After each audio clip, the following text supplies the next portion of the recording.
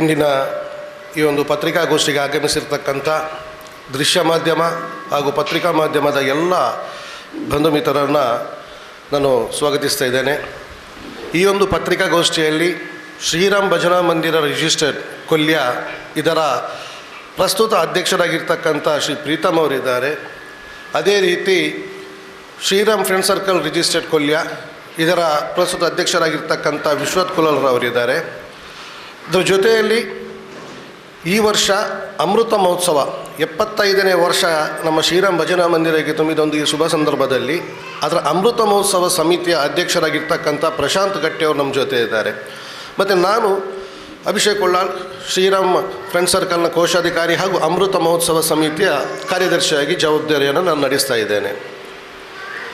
ಬಹುಶಃ ಕೊಲ್ಯ ಪರಿಸರದಲ್ಲಿ 1950ಕ್ಕಿಂತಲೂ ಮುಂಚೆ ಅಲ್ಲಿನ ನಾಡಿನವರು ಸಮಸ್ತರು ಸೇರಿಕೊಂಡು ಇದ್ದಂಥ ಒಂದು ಪರಿಸರದಲ್ಲಿ ಶ್ರೀರಾಮ್ ಭಜನಾ ಮಂದಿರವನ್ನು ಸ್ಥಾಪನೆ ಮಾಡಲಿಕ್ಕಾಗ್ತದೆ.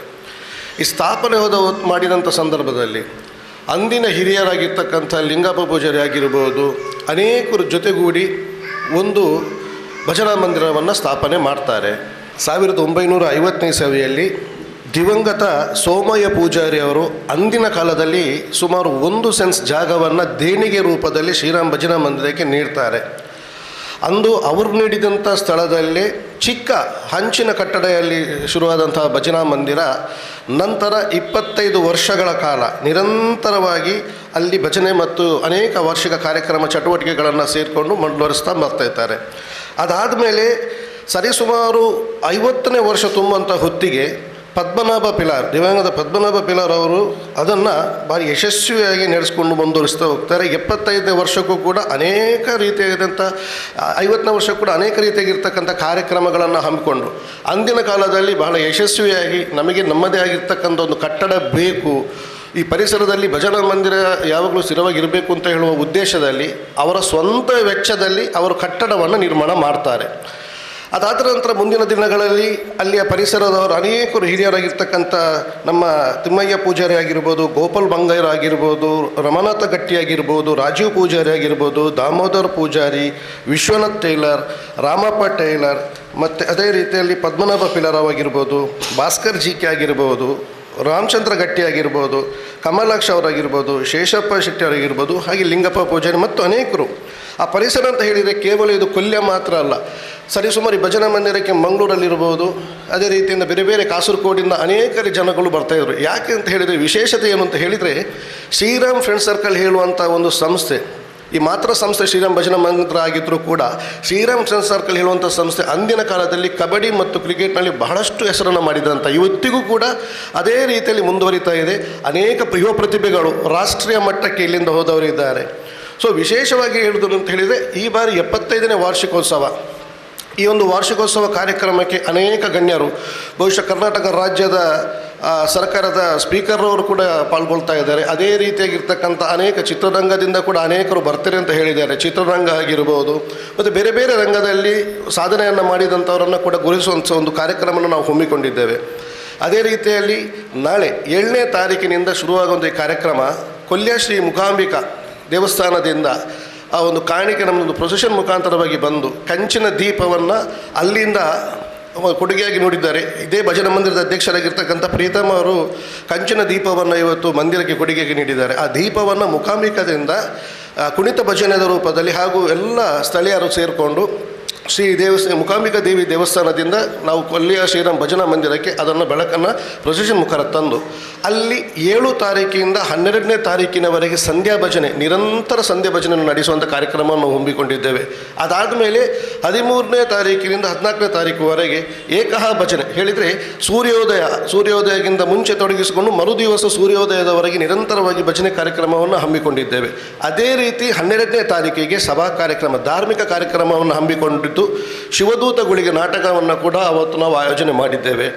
ಅದಾದ ನಂತರ 14ನೇ ತಾರೀಕಿಗೆ 13ನೇ ತಾರೀಕಿಗೆ ಏಕವಚನ ಇರುವ ಕಾರ್ಯಕ್ರಮ, ಸಭಾ ಕಾರ್ಯಕ್ರಮ ಆಗಲಿ, ವೇದಿಕೆಯಲ್ಲಿ ಯಾವುದೇ ಕಾರ್ಯಕ್ರಮ ನಡೆಯುವುದಿಲ್ಲ.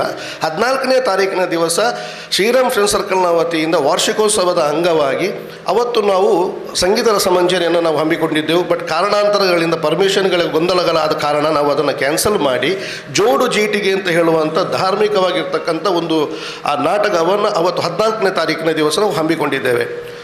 ಭಾಳ ಮುಖ್ಯವಾಗಿ ಪತ್ರಿಕಾಗೋಷ್ಠಿಯನ್ನು ಕರೆದಂಥ ಉದ್ದೇಶ ಏನು ಅಂತ ಹೇಳಿದರೆ, ನಮ್ಮ ಪರಿಸರದಲ್ಲಿ ಅನೇಕ ಜನರು, ನಾವು ಈಗಾಗಲೇ ನಮ್ಮ ಕೊಲ್ಯ ಪರಿಸರದಲ್ಲಿದ್ದಂಥವರು ಬೇರೆ ಬೇರೆ ಕಡೆಗಳಲ್ಲಿ ಈ ಒಂದು ಕೆಲಸದ ಒತ್ತಡದಿಂದಾಗಿರ್ಬೋದು ಅಥವಾ ಬೇರೆ ಬೇರೆ ಸಮಸ್ಯೆಗಳು ಬಂದಾಗ ಅಲ್ಲಿಂದ ಸ್ಥಳಾಂತರ ಯಾರೆಲ್ಲಗೊಂಡಿದ್ದಾರೆ, ಬೇರೆ ಬೇರೆ ಜಾಗಕ್ಕೆ ಹೋಗಿದ್ದಾರೆ. ಅನೇಕ ಸ್ಥಳಗಳಲ್ಲಿ ನಮ್ಮ ಕೊಲ್ಯ ಪರಿಸರದಲ್ಲಿದ್ದಂಥವರು ಈಗ ಅನೇಕ ಬೇರೆ ಬೇರೆ ಸ್ಥಳಗಳಲ್ಲಿ ಇದ್ದಾರೆ. ಅವರನ್ನು ನಾವು ನೇರವಾಗಿ ಮತ್ತು ಪರೋಕ್ಷ ಬೇರೆ ರೀತಿ ಸೋಷಿಯಲ್ ಮೀಡಿಯಾ ಆಗಿರ್ಬೋದು, ಕಾಂಟ್ಯಾಕ್ಟ್ ಮಾಡಿದೆ, ಫೇಸ್ಬುಕ್ ಆಗಿರ್ಬೋದು ಅಥವಾ ಫೋನ್ ನಂಬರ್ ಬೇರೆಯವರಿಂದ ಫೋನ್ ಮಾಡುವಂಥ ಮುಖಾಂತರವಾಗಿ ಅವರನ್ನು ಸಂಪರ್ಕಿಸಲಿಕ್ಕೆ ನಾವು ಪ್ರಯತ್ನ ಬಂದಿದ್ದೇವೆ. ಸುಮಾರು ಜನ ನಮ್ಮ ಸಂಪರ್ಕಕ್ಕೆ ಕೂಡ ಇದಾಗಲೇ ಬಂದಿದ್ದಾರೆ. ಎಲ್ಲಿಯಾದರೆ ತಪ್ಪಿ ನಮ್ಮಿಂದ ಯಾರಾದರೂ ಸಂಪರ್ಕಕ್ಕೆ ಬರದೇ ಇದ್ದರೆ ದಯವಿಟ್ಟು ಇದನ್ನು ಒಂದು ವೈಯಕ್ತಿಕವಾಗಿರ್ತಕ್ಕಂಥ ಇನ್ವಿಟೇಷನ್ ಅಂತ ತಿಳಿದುಕೊಂಡು ನಮ್ಮ ಮನೆಯ ಕಾರ್ಯಕ್ರಮ ಅಂತ ಹೇಳುವಂಥ ಉದ್ದೇಶವನ್ನು ಇಟ್ಕೊಂಡು ದಯವಿಟ್ಟು ಯಾರಿಗಾದರೆ ಈ ಒಂದು ಇನ್ವಿಟೇಷನ್ ಸಿಕ್ಕದೇ ಇದ್ದಲ್ಲಿ ಇದನ್ನು ವೈಯಕ್ತಿಕವಾಗಿ ಇನ್ವಿಟೇಷನ್ ಅಂತ ಸಂಪೂರ್ಣ ಅಮೃತ ಮಹೋತ್ಸವ ಸಮಿತಿ ಆಗಿರ್ಬೋದು, ಮಂದಿರ ಆಗಿರ್ಬೋದು ಅಥವಾ ಫ್ರೆಂಡ್ ಸರ್ಕಲ್ ಆಗಿರ್ಬೋದು, 3 ಮಾತ್ರ ಸಂಸ್ಥೆಗಳ ಮುಖಾಂತರವಾಗಿ 2 ಮಾತ್ರ ಸಂಸ್ಥೆಗಳು ಮತ್ತು ಒಂದು ಸಮಿತಿಯ ಮುಖಾಂತರ ನಾವು ಕಳಂಕಳಿಯಾಗಿ ವಿನಂತಿ ಮಾಡ್ತಿದ್ದೇವೆ. ದಯವಿಟ್ಟು ಯಾರಿಗಾದರೆ ಇನ್ವಿಟೇಷನ್ ಸಿಕ್ಕದಿದ್ದರೆ ತಮ್ಮೆಲ್ಲರ ಬಂಧು ಮಿತ್ರರು ನಿಮ್ಮ ಹತ್ರ ಪ್ರತ್ಯೇಕವಾಗಿ ನಾನು ಮಾಧ್ಯಮ ಮತ್ತು ದೃಶ್ಯ ಮಾಧ್ಯಮದ ಹತ್ರ ಹೇಳೋದೇನು ಅಂತ ಹೇಳಿದರೆ, ತಮ್ಮೆಲ್ಲರ ಸಹಾಯದಿಂದ ಕೊಲ್ಯ ಪರಿಸರದಲ್ಲಿ ಇದ್ದು ಇವತ್ತಿಗೆ ಬೇರೆ ಕಡೆಯಲ್ಲಿ ಎಲ್ಲಿಯಾದರೂ ಇದ್ದರೆ ಅಥವಾ ಕೊಲ್ಯ ಪರಿಸರದಲ್ಲಿ ಅವರಿಗೆ ಟಚ್ ಇಲ್ಲದಂಥವ್ರು ಯಾರಾದಿದ್ದರೂ ಕೂಡ ದಯವಿಟ್ಟು ಇದನ್ನು ಆಮಂತ್ರಣ ಪತ್ರಿಕೆಯನ್ನು ಮನೆ ಮನೆಗೆ ತಮ್ಮ ಮುಖಾಂತರವಾಗಿ ತಲುಪಿಸುವ ಉದ್ದೇಶದಿಂದ ಈ ಒಂದು ಪತ್ರಿಕಾಗೋಷ್ಠಿಯನ್ನು ನಾವು ಕರೆದಿದ್ದೇವೆ.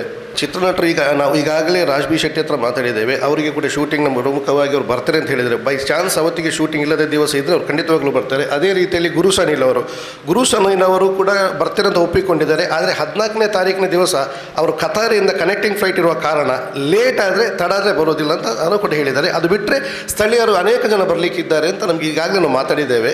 ಬಹುಶಃ ರೂಪೇಶ್ ಶೆಟ್ಟಿ ಆಗಿರ್ಬೋದು ಮತ್ತು ಸ್ಥಳೀಯ ಅನೇಕಗಳನ್ನು ಅರವಿಂದ್ ಬೋಳರ್ ಆಗಿರ್ಬೋದು, ಇವರೆಲ್ಲ ನಾವು ಮಾತುಕತೆ ನಡೆಸ್ತಾ ಇದ್ದೇವೆ. ವಂದನಾರ್ಪಣೆಯನ್ನು ನಮ್ಮ ಸಮಿತಿಯ ಅಮೃತ ಮಹೋತ್ಸವ ಸಮಿತಿಯ ಅಧ್ಯಕ್ಷರು ಮಾಡಬೇಕು ಅಂತ ಕೇಳ್ತಾ ಇದ್ದೇನೆ.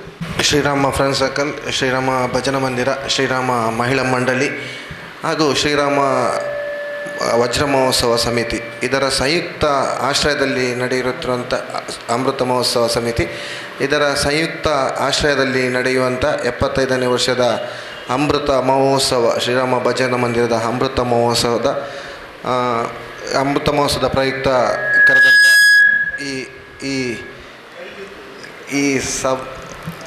ಈ ಸುದ್ದಿಗೋಷ್ಠಿಗೆ ಆಗಮಿಸಿದಂಥ ನಮ್ಮ ಸಂಸ್ಥೆಯ ಎಲ್ಲ ಪದಾಧಿಕಾರಿಗಳಿಗೆ ವಂದನೆಗಳನ್ನು ಸಲ್ಲಿಸ್ತಾ, ಅದೇ ರೀತಿ ದೃಶ್ಯ ಮಾಧ್ಯಮ ಹಾಗೂ TV ಹಾಗೂ ನ್ಯೂಸ್ ಚಾನೆಲ್ನ ಎಲ್ಲ ಸಿಬ್ಬಂದಿಗಳಿಗೂ ಆಡಳಿತ ವರ್ಗಕ್ಕೂ ಅಭಿನಂದನೆಗಳನ್ನು ಸಲ್ಲಿಸುತ್ತಾ, ಈ ಕಾರ್ಯಕ್ರಮದ ಯಶಸ್ವಿಯಲ್ಲಿ ನಿಮ್ಮ ಪಾತ್ರ ಬಹುಮುಖ್ಯ ಅಂತ ಹೇಳ್ತಾ, ನಮ್ಮ ಎಲ್ಲ ಕಾರ್ಯಕ್ರಮಗಳಿಗೆ ಇದೇ ರೀತಿಯಲ್ಲಿ ಸಹಕಾರವನ್ನು ಕೋರುತ್ತಾ ಈ ಕಾರ್ಯಕ್ರಮಕ್ಕೆ ವಂದನೆಯನ್ನು ಸಲ್ಲಿಸ್ತಾ ಇದ್ದೇನೆ.